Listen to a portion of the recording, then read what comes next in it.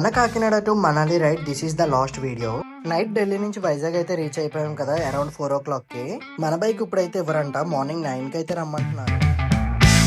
Hi అందరికి, good morning. ఇప్పుడు morning time 9 అవుతుంది. నేను మా రూమ్ నుంచి నడుచుకుంటూ రైల్వే స్టేషన్ కి అయితే స్టార్ట్ అయిపోయాను మన బుజ్జిమండుని తీసుకోవడానికి. గల 3 kilometers నడుచుకుంటూ రైల్వే స్టేషన్ కి వెళ్ళేసరికి టైం కూడా 9 అయితే అయిపోయింది. ఇంకా వైజాగ్ రైల్వే స్టేషన్ కి అయితే వచ్చేసాను. ఇక్కడ నుంచి పార్సిల్ చెయ్యాలి అన్న తీసుకోవాలి అన్నా సరే platform number 8 side Gnanapuram railway station side అయితే ఉంటుంది పార్సిల్ ఆఫీస్. ఇంకా మన బైక్ పార్సిల్ తీసుకోవాలంటే ఒక ఆధార్ కార్డ్ జిరాక్స్ అండ్ అలాగే మనం అక్కడ ఫామ్ అయితే ఫిల్అప్ చేసాం కదా, ఆ ఫామ్ తో పాటు ఒక రెసిప్ట్ అయితే ఇస్తారు. ఆ 2 proofs చూపిస్తే బైక్ అయితే చూపించారు. మొత్తం బానే ఉంది కానీ స్మెల్ అయితే మాత్రం దారుణంగా వస్తుంది. అన్నట్టు Delhi to Vizag bike parcel చేయడానికి ఎంత అయిందో చెప్పలేదు కదా. నేను అనుకున్న ప్రైస్ వచ్చేసి 3000 అయితే అనుకున్నాను. కానీ నాకైన ఖర్చు ఎంత అంటే ప్యాకింగ్ కి 400 అండ్ అలాగే పార్సిల్ చేయడానికి 4300 రూపీస్ అయింది. టోటల్ 4700 రూపీస్ అయితే అయింది ఢిల్లీ టు వైజాగ్ రీచ్ అవడానికి.